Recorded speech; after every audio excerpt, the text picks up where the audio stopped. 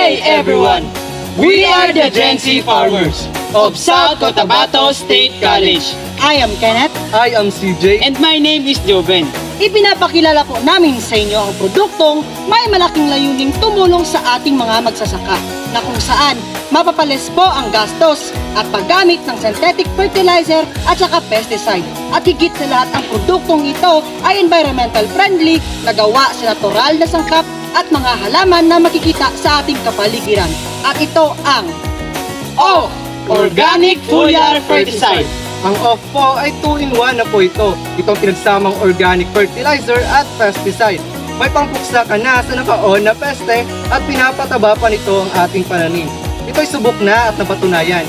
Dahil dumaan na ito sa nutrient analysis at research. Yes, kaya ano pang hinihintay nyo? Kapag may peste ang inyong tanim, i-off nyo na yan. Ang paggamit ng off ay may ratio na 2 to 4 cans of sardines in 1 knapsack of 16 liters per year. At ispray na po natin sa ating mga pananim na kung saan off talaga ang mga peste. Mabibili lamang ito sa murang halaga. Pagpayat ang pananim at naka-on ang peste, i-off mo na yan.